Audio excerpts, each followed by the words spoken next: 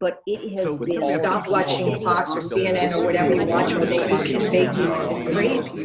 Good afternoon and welcome to another edition of the Real Deals Talks, where we go behind the scenes with some of the biggest deal makers and players in the real estate industry. I'm Hitan Samtani, TRD's associate publisher, and today we're with three of Southern California's top deal makers. We're here to discuss how they're navigating the pandemic, how they're making business happen despite what we're dealing with, and it should be a really fun conversation. I want to get right into it, but I'd like to start by introducing our panelists. So we have Sally Forster-Jones, who is the Executive Director of Luxury Estates at Compass. Sally, welcome.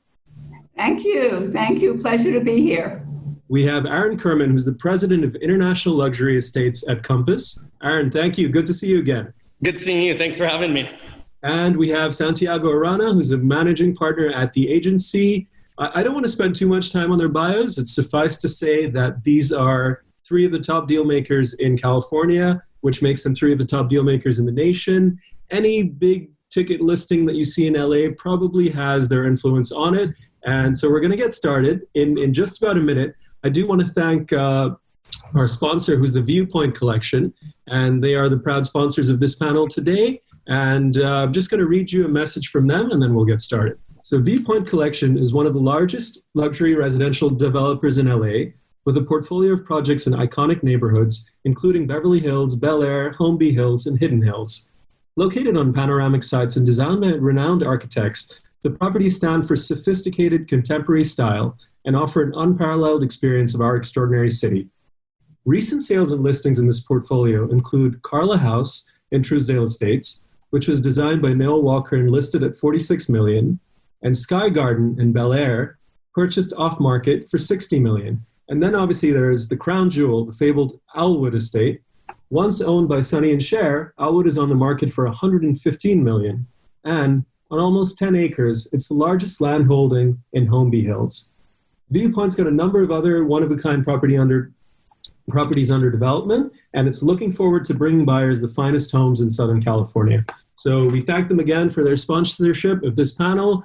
It should be a good one. Let's get right into it. So I don't want to spend too much time on where we are, when we recover, and how bad this is, because these are the facts. It is bad, and no one knows how long this is going to be. So I'd rather, take this time and focus this afternoon's discussion on what you guys are doing to navigate this, how you're finding opportunity in crisis, and how you're getting by, the tools and the tips that you use. We have a lot of brokers who are listening in. We have a lot of people who are confused and trying to figure it out, and they just want to hear from you and get your guidance. So, Aaron, let's start with you. I wanted to get a sense at the moment of the few things that you thought were absolutely essential to do your business, to be a high-end residential broker in Los Angeles, that you thought you couldn't live without, and suddenly, you know what? Guess what? You don't have them, and you're still doing fine. So what are those elements that you thought, whether it's a power lunch or the caravans or the open houses, that you're doing without? And I want to open that up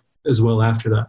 So I always thought our business was like a people-to-people business, which it is. Mm-hmm. But what I didn't realize is the power of these Zoom meetings are immense. And I always thought to make money in our business, I had to drive to a person's house, do lunch, do dinner, meet them, get their energy. And what I learned from this experience is these Zoom meetings are amazing. Like I still can feel energy. They feel my energy. And through this pandemic, actually, I've been more closely knit to my clients and my community than I've ever been before. Because even though we can't see each other in person, we have the ability to do this and have real conversations based on real concerns, worries, and where we are. And I've never had in my 26-year career been able to have such real conversations with people where we share our concerns, the real financial situations, how to win. I could be as authentic, and I always teach authenticity, but I can be as authentic as I want, and they are as authentic back. So what I'm seeing is the days where sellers were like, I'm not worried, I don't need to sell, I can afford this. All of a sudden, sellers are saying, I'm worried. Mm-hmm. I do need to sell. Mm-hmm. What do I do? And that has led to some amazingly impactful conversations that have been so real. And when this happened, my goal wasn't to continue to sell houses. That wasn't my thought. My thought was, let's get through this moment. And so in order to do that, I just called all my clients and I said, look, how are you? And what can I do to help you? And what came from that very simple tone, which was really not trying to build my business, was amazing conversations, people that really related to me and I related to them. And in turn, now we're seeing the return, and our numbers are back to almost pre-COVID. Right. The other thing that I learned is... I want to get you in on that, Sally, as well. Just what did you think you couldn't live without? You know, the human connection, and then you found a way, whether it's through Zoom or some other creative method, that you thought, oh, you know what, this isn't too bad. I can still make it work. And I also want to talk about new clients and winning new clients. So it's one thing to call, as Aaron mentioned, you know, your old clients who've been working with you for years, you have a trust relationship. But what about sort of that charisma of that first interaction? That can't be there on a Zoom call. Sally, go ahead. Oh, it's really been interesting because initially, week one, I think everybody was shell shocked. It's like, what is going on? Well, you know, is the world coming to an end? Everything will stop. That was really for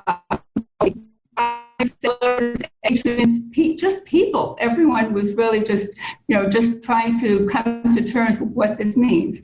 But then just moving on from there, it really is the human connection. It is really the excitement that we as agents can bring to anything. We're people.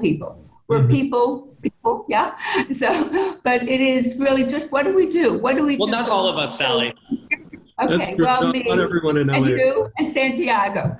Okay, so, but what do we do to, just to bring that to, one, have some comfort, which is the outreach, which was getting on the phone and talking to everyone. But then there are people, the buyers, sellers who have to sell. What are we going to do to sell their property? And just going through that process, beyond just talking to them, they have to sell. There are some that do, some that don't. The ones that don't are easier, and they'll just sit there for a little while and we'll weigh it out and see.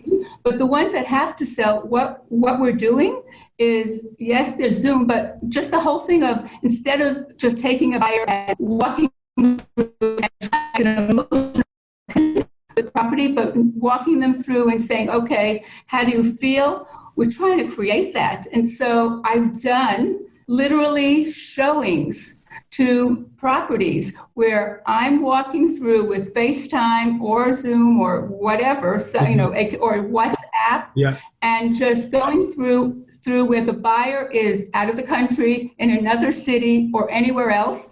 I'm walking through the house and the property, and there is, if there's another agent, they're not there, but anywhere else. Right. And just making that connection. You're talking for high-end properties as well? You're seeing this happen at every... Absolutely. Where I'm just saying, walked through, created that excitement, actually got more attention because the buyer was a captive audience. They couldn't just wander through the property. I had to show them, and they had to be with me. Right. And from that, we actually I did that, numerous times now, but we've gotten offers where the buyers have not physically gone through and seen the property, but still we were able to impart that excitement and the energy to them. And so, that's been really, the whole FaceTime, WhatsApp, Zoom, all of that's been really critical. It's incredible how quickly people evolve. It's been 7 or 8 weeks of this, or maybe 50 years, it feels like. But Santiago, can you talk a little bit about that, but from the perspective of new clients? Now, how do you win new clients? How do you, make them understand that you're the right person to take on their business at such a sensitive time when you can't go and have that lunch or look them in the eye in that same way? What's the challenges and how do you navigate them? Yeah, no, I agree with both, with Sally and with Aaron. I think that we are in this business because we like people, right? We like to be surrounded by people, energy of people, and that's all we do, on a daily basis. I think one of the biggest changes is you normally have your lunch set up for the week, you have your cocktail set up for the week, or your dinners and your meetings and your listing presentations. So it's something that we've been used to for so many years, but then we always aware of the technology. We're aware that you can do a Zoom call. You're aware that you can do a FaceTime, but nobody has applied it until we actually being forced to do it, So one of the great things about this time, I think, is that clients, agents, everybody is more comfortable doing this, what we're doing right now. I think you can reach out to a lot of people this way. And I think you can, I mean, I realized that I can be a lot more efficient and so many other things that, you know, there's so many places you can be due to distances, due to traffic. Yeah. But with Zoom calls, when people are open to do Zoom calls, I mean, you probably can have double of the meetings just sitting in one place, you know? I think that was a big transition for me when I moved from New York to LA. You know, in New York, I was used to going, get a lot of things done. In LA, you had to think in zones almost, like a zone defense strategy. You had to, once you're in one zone, you're done for the day. But I guess now it works a little bit more. You can hit more areas. You can do more business across the day.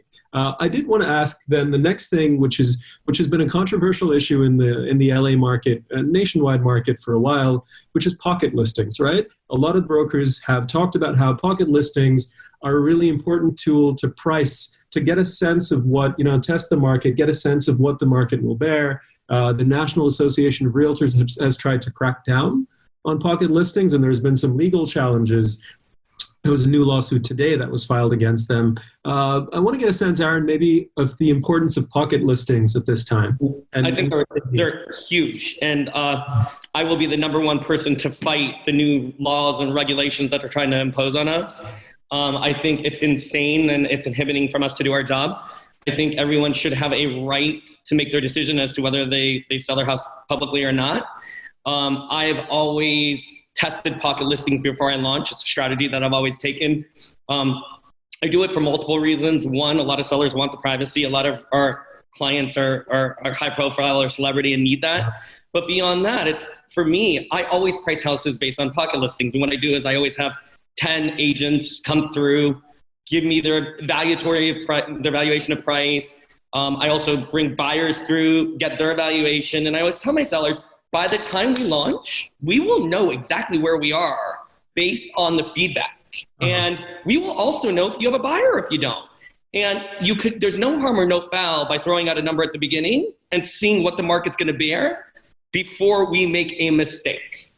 And by trying to make that a lot more difficult, I think they're really getting in the way of the value that we add as agents. And I think that it's a very important part to not only selling houses, but today, the broker community and buyers and sellers, they have the same level of information that we have.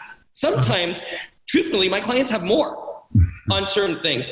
And so the pocket information, the things that people don't know, the things that buyers and sellers don't know, is where I believe we add the majority of our value. Right. And you mentioned this recently. I thought it was an interesting point, but do you think there's any change given the situation we're in now? Because the pricing comps might be quite different now as opposed to 8 weeks ago. Well, what I'm doing is I'm telling all of my sellers that we don't know where we're going to be. The prices could be very different in a year once we see the impact of unemployment and where we actually land. Yeah. So I'm telling my sellers, look, I would rather run on our old comps. I would rather run our old numbers and try to get you close today rather than waiting for what's going to be a gluttony of new listings. Because if you look, nationwide, by the way, we've had 160% delists.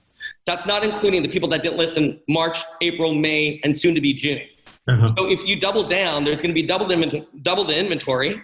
And we really don't know what the buyer pool is going to look like. So if I was a seller, I would say go now, because we really don't want to run the risk of market correcting greatly and then them losing money. Right. It looks like a lot of people have joined us in the last few minutes. So for those who just tuned in, we're with some of Los Angeles' top luxury deal makers today. This is a talk sponsored by the Viewpoint Collection. I'm with Sally Foster-Jones, Aaron Kirman, and Santiago Arana. Santiago, just get a sense from you on, Jeff Bezos is probably going to be Jeff Bezos even after this is done, right? In fact, he may even increase his wealth as we're sitting here, as everyone sort of pivoted to Amazon, and he might end up buying another 200 million odd estate in LA. But I think the impact in the market might be felt in what, we could call the gentle luxury sector, 3 million to 10 million. A lot of those people are probably going to see some serious hits to their wealth. How have you guys been thinking about that? What do you see so far? Are you seeing that sort of entry-level luxury sector being impacted more? Get a sense of pricing. And Sally, I'll go to you on that as well. I mean, look, my perspective on that is I believe that we were past due to get an adjustment and go into an adjustment of a market. We've been going up for a way too long time. And, the cycles are always every 7-8 years here in California, at least.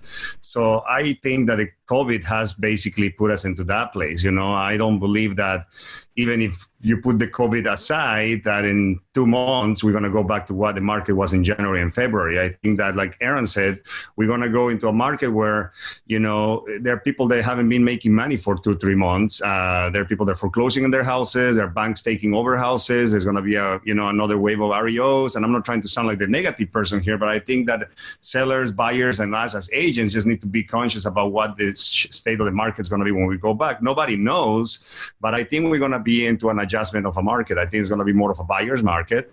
And like in any other recession, there's buyers that want to buy. They're going to be out there looking for deals, and they know they can leverage on their position. And the good news about the 3 to 10 million that you're saying, is that the interest rates are keeping low. For how long they're going to be low, we don't know. But those are the buyers that go and get loans, right? The 3, 4, 5 million first, second, third time buyers. And when I'm speaking of these numbers, and if we are nationwide, obviously it doesn't apply to everywhere. Yeah. But we're just talking specifically of the markets that we work here in Los Angeles. I think that all those buyers are going to continue to want to get a house because they can get a loan at a really low rate. And, life continues, people need to downsize, people need to upgrade on homes, change the schools. All the normal situations that why people buy and sell real estate, divorces or whatever it is. I think that there's going to be a market. There's always a market. It's like how we accommodate to that market from every different perspective, buyer, seller, agent, consumer. That's why we need to really pay attention to it. There's been some concern that banks are a bit more reluctant to issue jumbo loans, which is the kind of loans that you would need to buy a house like this. Have you seen any snags on the financing front where the bank is like, look, we're not touching those loans anymore? For a while they were so popular. Have you seen any of that? Yeah, so I have a couple developers, for example, I spoke with them last week that, they had plans, permits and everything to go in several spec projects. And the bank, when they already gave them a loan, they're pulling the loans off of their hands. Not all of them, but I start to hear a couple of them. I also heard that, people are getting phone calls from the credit card companies where they're reducing your limit. Yeah, they're pulling all the line of credits, which is normal. The banks need to take provisions. They can't offer the same money to people that we had in a thriving economy for the last 8-7 years and continue to do that. Well, there's a lot of people that stop paying on things. They're stop paying on their lease payments for their cars. They stop paying on their mortgages, and everybody's trying to save money and everybody's trying to pull their line of credit on their house or their business. So banks are seeing all that, and they need to obviously back a little bit. So yes, I'm personally seeing that with some of my clients and some of the people that I talk out there. Sally, I want to go over to you. So you did, if I remember correctly, you did the Minecraft buyer deal? Yes, I did. Okay, so someone like that is probably going to be fine, right? But let's go a little bit lower down into the beginning starter luxury market, the mid luxury market, and get your thoughts on what's going on right now. Yeah, well, right now it is. I'm seeing everything, and again, I can only know where we are now and where we are going to be in the future. We're all speculating, and there's just, there's a lot of opinions. But at the moment, there's high end, there's the lower, the entry level, and there are the mid markets. Mm-hmm. And on the lower end, we've actually having to do with interest rates. Interest rates are so low. The buyers or potential buyers who have jobs right now and are able to buy and have down payments are absolutely going out and buying. So I'm going to say this is $1.5 million and below. Mm-hmm. They are buying, and we've actually been involved this past weekend on 2 properties in that, in those price points. One had 30 offers, one had 34 offers. That means there are people who have money in that price point who are looking at the interest rates and who are saying, look, it is cheaper right now to buy than it is to rent. Right. So that is an active market. And there's the fact that I was really amazed. The fact that there were 30 and 35 offers on any property means that there are a lot of people who are still very comfortable buying. Mm-hmm. So there's that. On the luxury, that part of the market also is very active right now as far as showings. I'm doing a lot of my showings are on the luxury. Mhm. And the buyers who have money, who really have money, and those are the ones we talked about that are doing very well and are doing probably even better now than they did before. They are either looking for deals, they're looking and saying, look, this is an opportunity to really take advantage of the situation and really get a great deal, or they're buying because they really want it, and they're not financially affected. Right. So those two segments are really strong. The ones in the middle, it's a little more challenging. And so we've been working very, very diligently, and those are really just require a lot of being proactive, just really going and calling all the brokers, really doing everything possible to get those properties sold and to bring buyers, because nothing is happening all by itself in that price point. I think a lot of ultra wealthy people are also finding that Southern California is not a bad place to be in a pandemic, right? Where if they had 70 or 80 million to drop on a triplex penthouse in New York, maybe they don't want to deal with that kind of density anymore. So I think that is something that will probably come into play as well. Aaron, you run one of the largest, I was looking at your company page, and you run one of the largest teams that I had to scroll down multiple times to get to the end of your team. Sally, you also run a large team. So my question is now on management as a motivator, as a coach. You always had something like the Caravan where you could take some brokers on and mentor them, see how it happens. Want to get a sense of what it is like to manage such a large and complex team in this virtual world that we're in. I learned a lot. I learned that I don't need an office, which was something I never knew. I always thought I had to work from an office. Are you going to give up your office? I'm not going to give my up the office. We're going to keep it. But what I learned actually was that, to be honest, my team is more connected today than we were pre-COVID. When this happened, I really knew that people were nervous, fearful, wondering if the world's going to crash down. And so we knew, just based on the call volumes that we were getting, that buyers were ready to look for deals and sellers were ready to make deals. And the disconnect between buyer and seller is actually there, which we were struggling with pre-COVID. And so what we did to build that momentum was, we have weekly Zoom meetings, and during these meetings, we have experts talk on whatever it is that they're experts on, whether it's marketing, advertising, building wealth, getting leads. And I actually don't think I will shift back to the team meeting in a physical space, because I am getting much more people joining. We're getting almost 100% attendance, which we did not have before. We're getting some of the most amazing speakers, whether it's on financial, selling, to inspiration, to spirituality. And I've been having so much fun actually curating these meetings, because we hang up and my team says, thank you for teaching, thank you for educating. And what I've actually been seeing is, even through this crisis, I didn't expect that our numbers would be the same as they were before. I almost decided at one point, I was like, I'm not going to work. Let's just get through it. Today, our numbers are exactly where they were in terms of escrows as they would have been pre-COVID. We're good. And a lot of that is because my team, I'm doing pretty okay, but my team is killing it. And I have some of these people that were on the verge of doing well, but because the market was so disconnected between buyers and sellers, they weren't doing what they could have been doing. And all of a sudden, they have a reason to go back to that buyer and say, hey, Mr. and Mrs. Buyer, you can get a great deal. And Mr. and Mr. Seller, if you don't take their deal, Mr. and Mr. Seller here will. Right. And all of a sudden, that movement and that transaction and that alignment has been, I would never say, this pandemic's awful, right? But I think that from anything that's challenging, you could take the lessons and learn from. And that's exactly what we've done. And I know I've rewritten a lot of the steps that I'm going to be doing moving forward for my team, for myself. Right. And I hope this ends, but I'm super grateful for the time, because I realized what part of it has been tricky to navigate. So you can't do the appreciation trips to Tulum, for example. You can't do those cozy group dinners. You can't do any of that. So Santiago, I don't think you work with as big a team, but if you want to jump, what part of it has been difficult when you're managing, mentoring agents? And Sally, if you want to jump in as well, because I find that is not replaceable by Zoom.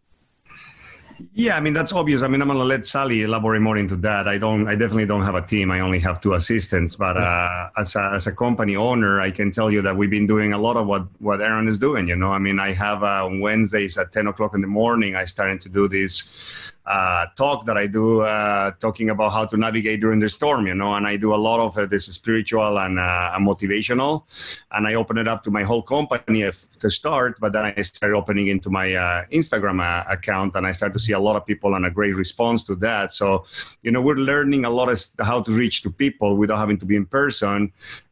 Is that going to replace a trip to Tulum? Absolutely not. You know, I think that those are things that we cannot do. Like right now, you know, I mean, I become an amazing bartender and I prepare really, really good drinks, but I'm sick of making my own drinks. I want to go out and someone make me a drink, you know? So those are irreplaceable things that we're just going to have to wait until that passes, you know? So it's just a reality. Yeah. Sally, your thoughts on managing a team, specifically the things that have been harder now? It has been actually very, very interesting because a little bit, you know, in line with what Aaron was saying, but we have a very, very cohesive team. So we have about 35 people. And so what I've set up is Zoom meetings continually. We have Mondays, Wednesdays, Fridays. We have 3 meetings a week. My team would kill me. Congrats to you. No one's doing Talk about attendance. Almost everyone shows up for everything because they love the connection, they love the inspiration, they love the energy, and everyone feeds off that energy. And so it's continual discussion meetings, what has succeeded, what has not succeeded, what should we do? And that has, again, we just started that immediately, I'm going to say the week immediately.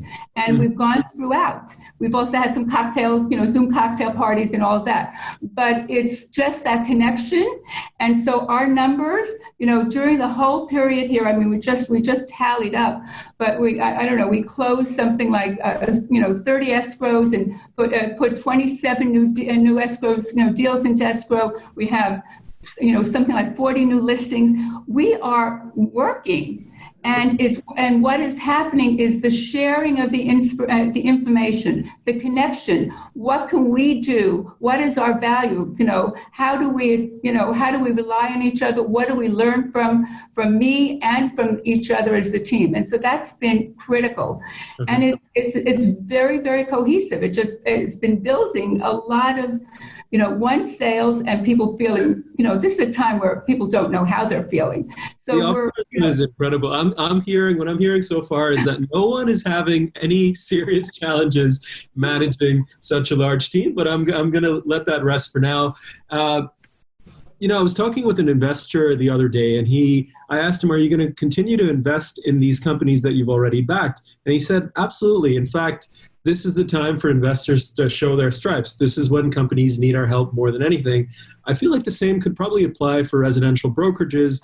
So I want to get your take, Aaron, Santiago, on what are you getting from your brokerage right now that you really need, that you really appreciate? What are you getting from, what else would you like to get if this lasts another 6 months, 8 months? What kind of support? And both of you are essentially self-contained businesses, but you also need to tap into that firm once in a while. So, Aaron, let's go.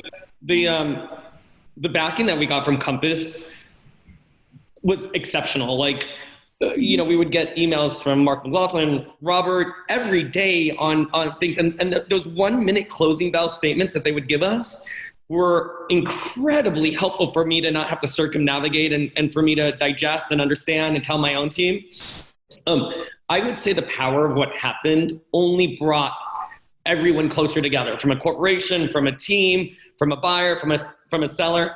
The only thing I would say, and as a company, they were amazing. The only thing I would say slightly different than, like, for example, what Sally is saying is, I think all of this technology and all of this information is amazing. And I think it works in getting leads and buyers and sellers and helping the company. Do I think it sells houses? The answer is it will. As long as you can get the buyer into the house. Right. And so I never really bought that I'm going to sell a house virtually, and I still don't. And my company, probably thinks otherwise or wants me to say otherwise. I know they like that virtual. I think the virtual gets the people through the door when you get through the door. and that's when you're going to sell a house. And it wasn't until like we had an uptick. The minute LA said, okay, we could show houses, all of a sudden I had escrows. Right. There's been Before that, I felt like I was doing something illegal, showing houses. I was like, I can't. I mean, I didn't want to go against BRE, Compass, anyone else. So we didn't. But overall, in answer to the question, I thought Compass was genius. It's always nice to have support of something bigger than yourself, no matter how big you are. And, I look to, the people that I know that are celebrities and Fortune 500s, and we all love to have backing, because when things get complicated, we don't know it all. We don't pretend to.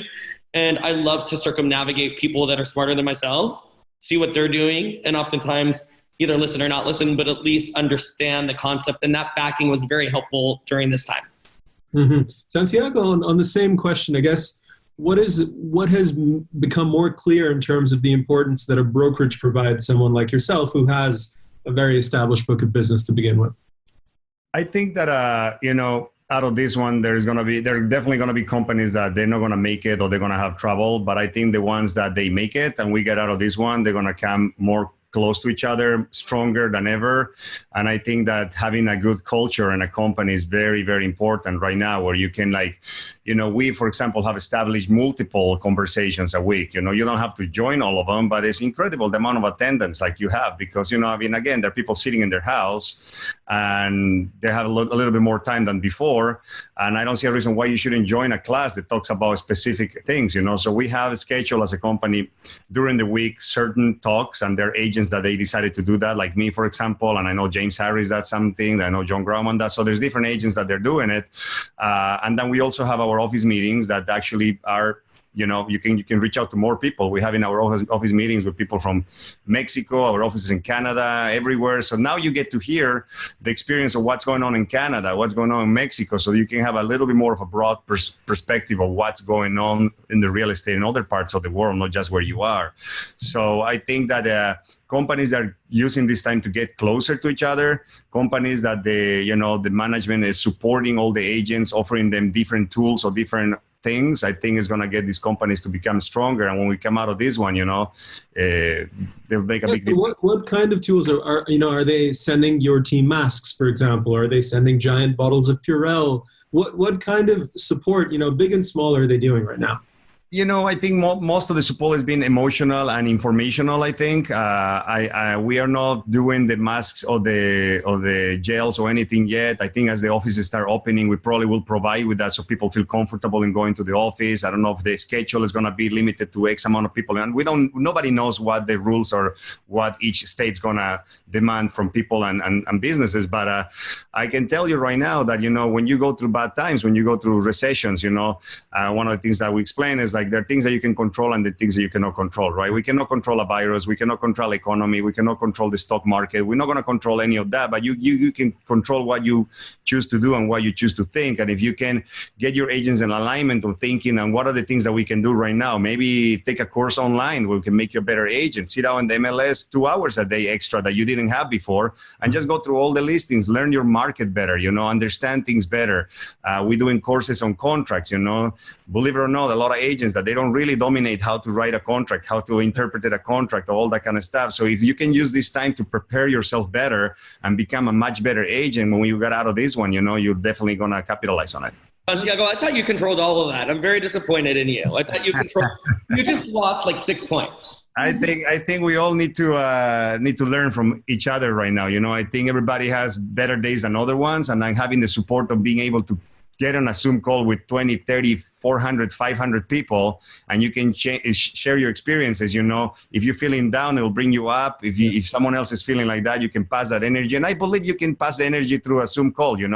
I believe that you can really feel that, and you can get someone excited or someone, emotional about that. So I'm always open to learn. I love learning from everybody. And, I think that's what we should do. This is the great cultural difference. I was moderating a panel for our New York brokers on Friday. I didn't hear the word energy once. I've already heard it probably about a dozen times on this call. By the way, I think I really do believe business is an energy and life is an energy. And if you really take a step back at what we do is empower people. We empower our team, we empower our buyers, we empower our sellers. And if you don't have that energy, and if you don't have the right energy, like at this moment in time, if somebody doesn't have the correct energy, a buyer, a seller, or an agent, we choose not to work with them. Right. Because we know it's going to be a tricky moment. We know it's not going to be easy.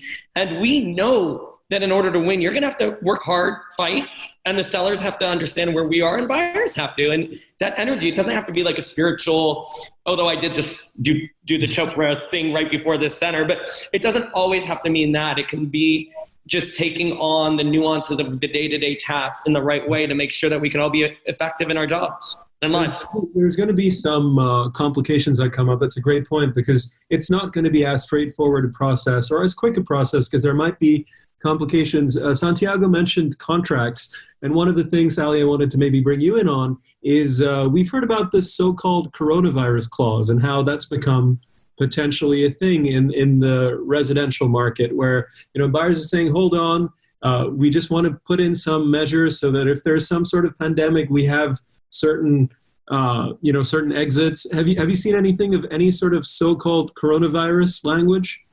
What is happening every day is another day in real estate, and how the coronavirus, what our rules are, all of this is changing literally day by day, and it's very, very fluid. So initially, again, week one, everyone was in a panic. There were a lot of buyers who were saying, oh my God, I can't close. I had one that was out of the country that said, you know what, I can't enter into this contract because I can't get to an embassy. We're trapped. Oh, wow. So I need time. I need 90 days, 120 days, a year, So there was a lot of things where clauses and concerns had come up because of the unknown. Yep. How long, again, we still don't know how long this is going to last. What are we going to be able to do? Are we going to be able to get a notary?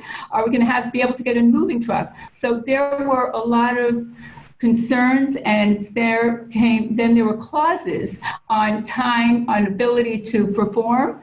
We need more time. We may need more time. We may need to cancel. So that was first several weeks, and there were different clauses and different forms and disclosures that were created. Right now we have a form that's called PEAD, which is you have buyers and sellers need to sign just to enter a property, to show that so that there's a disclosure that everyone feels comfortable. And if it's an occupied, property, if there's more comfort levels, and so there's more disclosures, or if there's a tenant in place. But as it's moving along, the forms and and the disclosures and the clauses, all of that seems to be dissipating. Okay. There's no new standardized language that's coming into contract?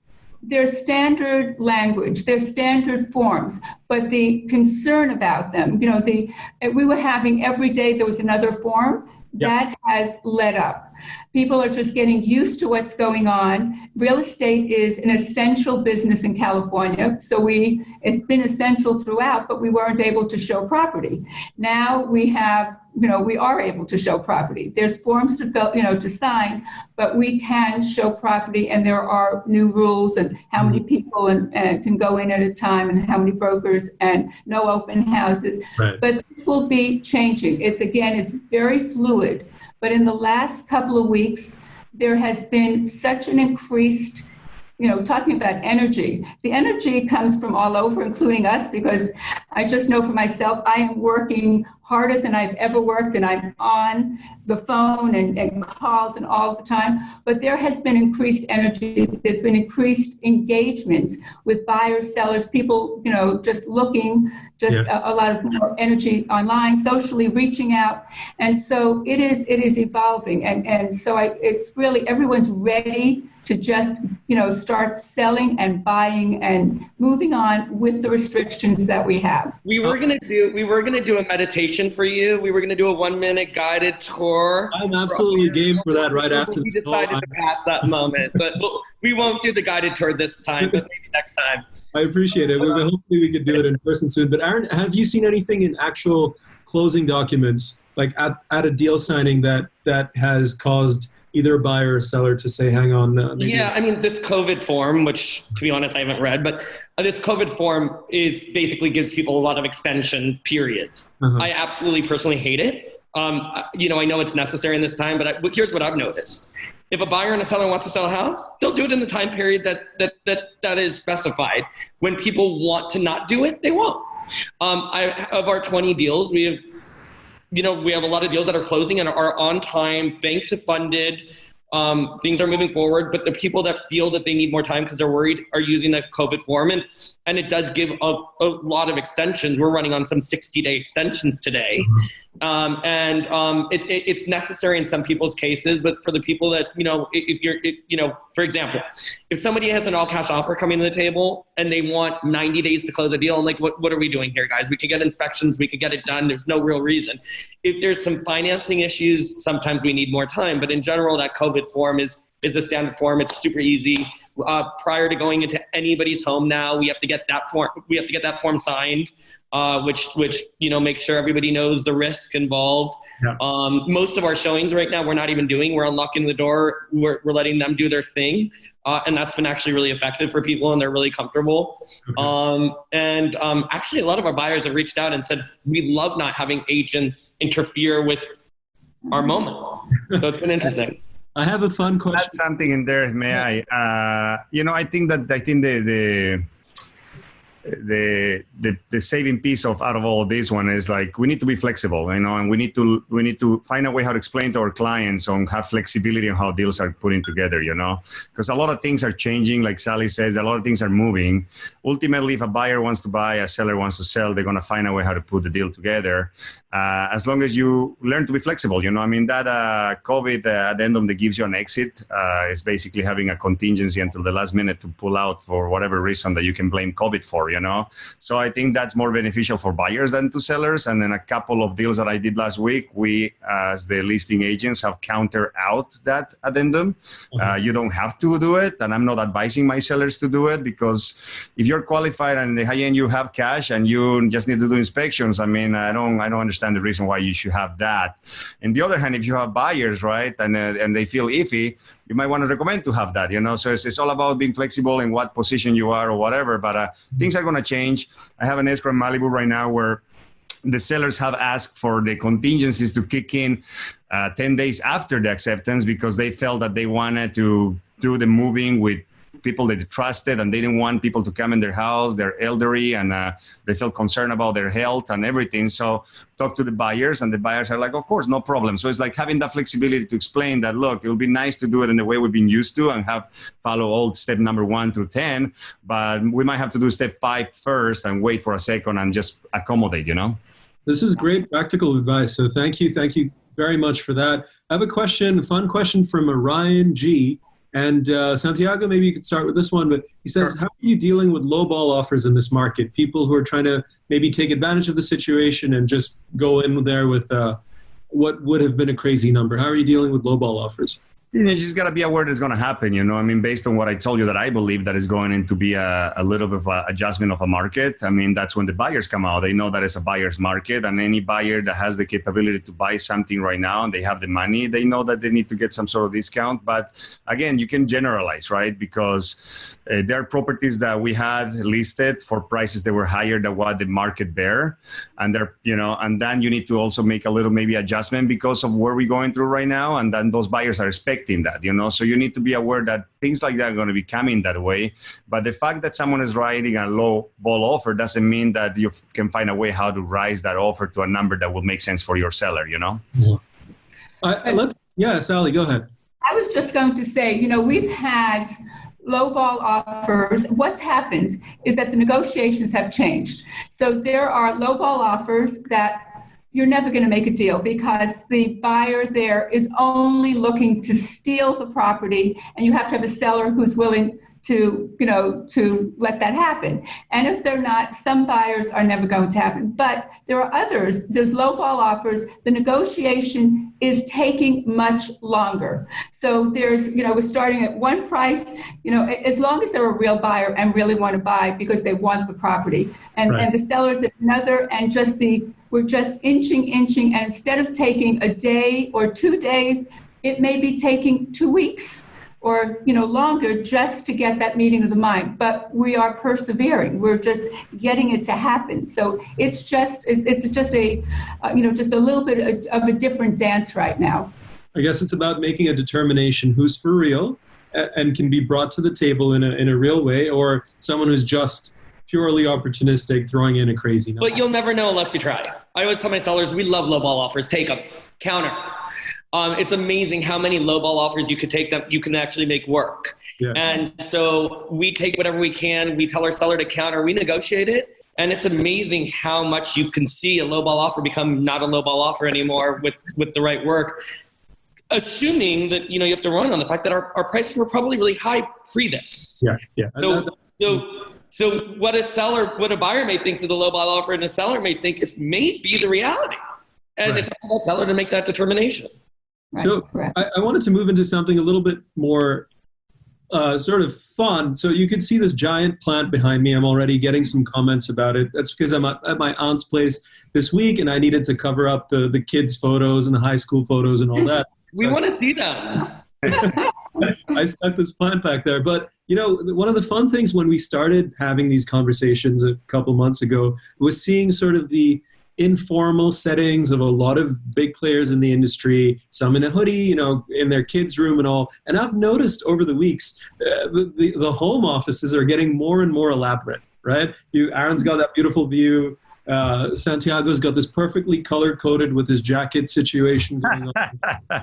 And so what I wanted to ask is not only for you guys, but are you seeing, given that we might be in a working from home environment for the next 6 months to a year, and a lot of work will just shift to home permanently, are you seeing the home office become sort of the next big amenity? Yeah. Yes. No? Yes, we're just on everything having to do with working from home or people spending more time at home, because we're all spending more time at home. So, you're getting much more attached to your home, what you like about your home, what you don't. Maybe you need another home, but an office and your work environment is really important. And so it is evolving. It's all of this is evolving on, and I'm actually speaking to interior designers who are being called in and saying, you know what, I need a really good home office. And what's that going to look like? And what do I really need? And we all are trying to figure out what we need. And right now, and so on our Zoom calls, I don't know if you all noticed, people are starting to brush their hair and getting dressed. And, they're looking.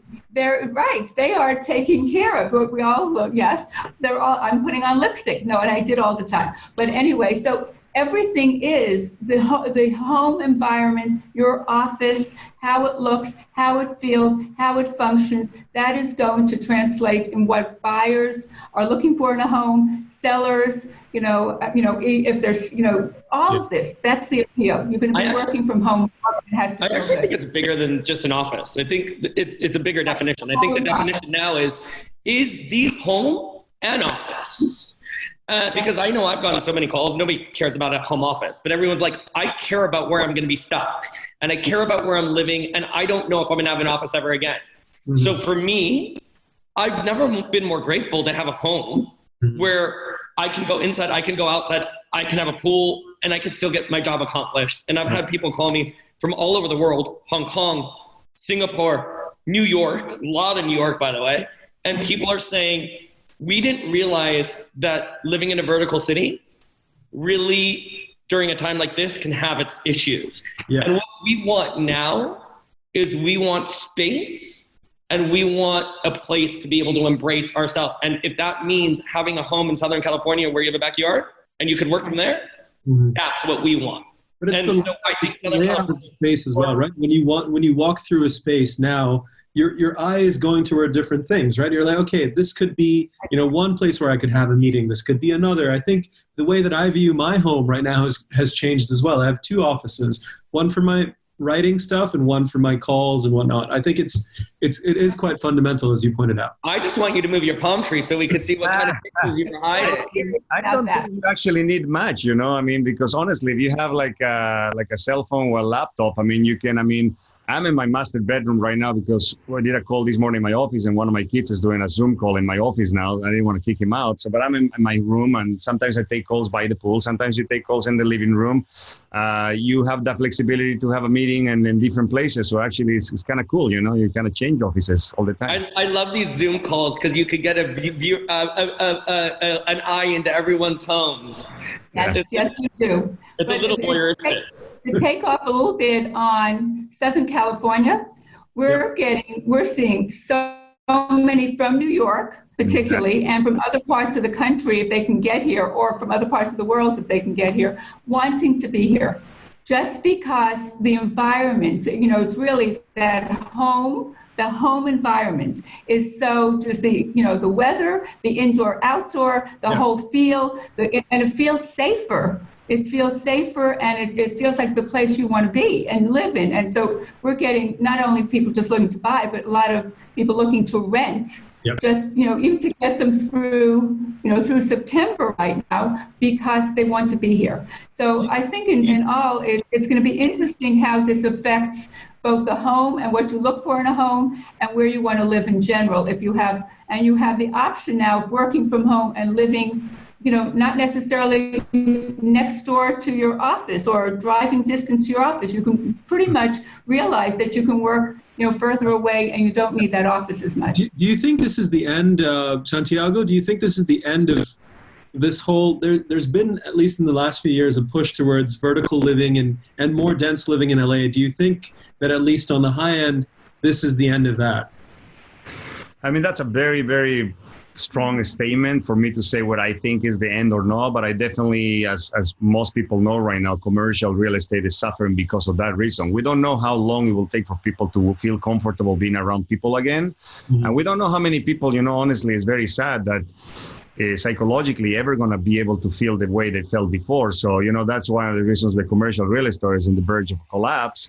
But what I can tell you is that people are learning what's important. I think that definitely living in a place like California is a lot healthier right now than being locked up in a high rise, having the ability to go and get some sun, some vitamin D to get oxygen. I think it's a lot more important to get your immune system stronger, So I think if we had, which I had in the last 5-6 years, an enormous amount of people wanting to move because of the extreme weather from Boston, Chicago, London, New York, as probably Aaron and Sally also experienced, I think that's only going to increase. But we're seeing a lot of condo projects, or not a lot, for LA standards, let's say a lot, right? I think that's going to change. I don't know if that's the end of it, but it's definitely going to be affected and it's going to change, and people are going to appreciate space. Because the whole selling point of a lot of those projects was community, get together with people, get that East Coast lifestyle, and maybe that East Coast lifestyle isn't what people want at the moment. And all this stuff like micro living, they're starting to develop these micro living buildings where you have a very small 1-bedroom or 2-bedroom, but you have amazing commune areas of movie theaters, gym, or whatever, and in places where a lot of the millennials were excited about that, because now they can still have the lifestyle they had with their parents if they lived in a nice environment or not, without having to pay for the theater, the wine cellar, the gym, and all that. But now all that kind of goes out the window. If you cannot go to the gym and use the movie theater, you don't want to be locked in that 2-bedroom apartment either. It's true. I have a good question here from Doug Tursky. I'm really liking the questions today because they're transactional. People are now past the, hey, hold my hand, walk me through this, and more to the, what do we do now? What do we do? Let's do this. So Aaron, Doug asks, though this is California, our attorney has always had longer periods to perform due diligence when it comes to California. Do you think the state will move away from some of those unnecessary restrictive deadlines, which might put a sort of a damper on the sale or delay closing? I hope they do. I think that, like I've seen, if a buyer wants to buy and a seller wants to sell, there's really been limited reason why we can't. I think Santiago hit it right on the head. I use the COVID form for my buyers. I do not use it for my sellers. And when people want to close deals, we need to close deals. And I think as long as we're being good residents of our community and making sure everyone's well taken care of, we need to focus on the fact that we have an essential business. This is people's lives. Sellers that need money need to sell their homes, and buyers that need homes. And we need to move forward in getting that process accomplished. So on my team, there was a minute when I was like, hold, care, let's go to do charity, let's build all of those things. And now I'm telling my team, go, just let's do our job, let's get it done. And just on that, and just, if there's very few restrictions on time of being able to close a transaction. What we do is on a listing, up front, we get a prelim, we get disclosures, we get everything, everything that we possibly can. So the only thing that is mandatory, statute by California state statutory, is the TDS, which requires 3 days. Mm-hmm. But other than that, you can close, buyer and seller. You can do time. There's no time limits on that. So, it's as long as you're prepared up front ahead, then you're really pretty good as far as closing. Sally, you broke up. And can you repeat that? I'm sorry. Please. Yeah. Okay. I'm sorry. What I was saying is that as long as you plan ahead, if you have a listing, can you hear me okay? Yep. Yeah. Yep. And so what we do is we get a prelim up front. So as soon as we take the listing, we do the prelim, we do disclosure, we do everything, and to be prepared to close quickly. And then the only thing that is statutory is that TDS, which is 3 days. You have to provide, there is California, law about that. Other than that, you can close as quickly as buyers and sellers can get it together and wire. Okay. Good. I want to wrap up in a minute or two. This has been brought to you again by the Viewpoint Collection, so we appreciate their support. I want to end with a question that you can take it wherever you want, but no energy. Try not to say energy in this one. All right. But one of the things that happens when people are at your level, when you've got a serious book of business and you're among the top agents in the country, one of the things that could happen is complacency. You're on the roll, you're closing, you're moving, and maybe you don't have a time to step back and say, all right, how can I up my own game? Because you might be looking relative to the competition. So I wonder if anything in this pandemic, this shut down at the beginning and now obviously a slower pace of business, has anything caused any of you to think, all right, I need to get better at certain things, and this is the time for me to do that? And I'm speaking personally, not as a manager, not as a coach, but as I realized I needed to do everything different, to be honest with you. I realized we had a lot of shortcomings on our team. I realized we had a lot of organizational issues.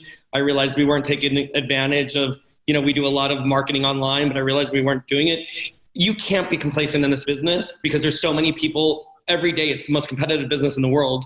And if you're complacent, you're going to lose. And so I took this time basically from ground up to redo my entire organization. We went on a hiring spree. We have a whole new tech division actually that's upping the game on that. I reached out, to CNBC on ideas for the show that I want to be different. I realized our organizational structure was inhibiting some of our growth. So from ground up, we dived into that. And we basically redefined exactly who we are, where we want to go, and what we're doing wrong. What I realized was I was doing this hamster wheel. I was so busy, schedule. I didn't have time to be a CEO and operate it in a way that was like, okay, I need to make sure that every little detail of this is running smoothly like a well-oiled machine, because I realized even though I do very well, I could probably do double. And on a personal front, in terms of upping your knowledge or getting deeper into the history or design of an area or property, did any of you see that, Santiago? Anything on that end? Yeah, I again that goes in a very personal level. I'm always investing on myself. I mean, I'm always a guy that is going to seminars to try to get better at something, right? So I use this time to I have a little extra time that I didn't have before, because what Aaron says, you're scheduling, you're trying to find 1 more hour in the day to get your last appointment or your last few phone calls, because that's kind of like the nature of the business. And now that we have more time, I decided to allocate some hours to learning and improving myself better, So I signed up for a couple of courses and I'm enjoying them very much. Are you on Masterclass by any chance? Are you doing anything on Masterclass? I did one gardening thing on Masterclass. I think that's amazing. And I started a really good course with Tony Robbins, also online. I think the image of Santiago gardening and walking on hot coals with Tony Robbins is a good place to end this. Again, I want to thank when you look like Santiago, you can do, for sure. It's true. I want to thank our panelists again, Sally Foster-Jones, Aaron Kirman, and Santiago Arana. This is a panel that's been brought to you by the Viewpoint Collection. And again, thank you very much. Please write to us. I'm at hs@therealdeal.com if you have any more questions, and I'll make sure to get this group together again. Thank you. Thank you all. Thank you, Sally. Thank you, Aaron. Good to see you guys. Thanks for having us. Bye.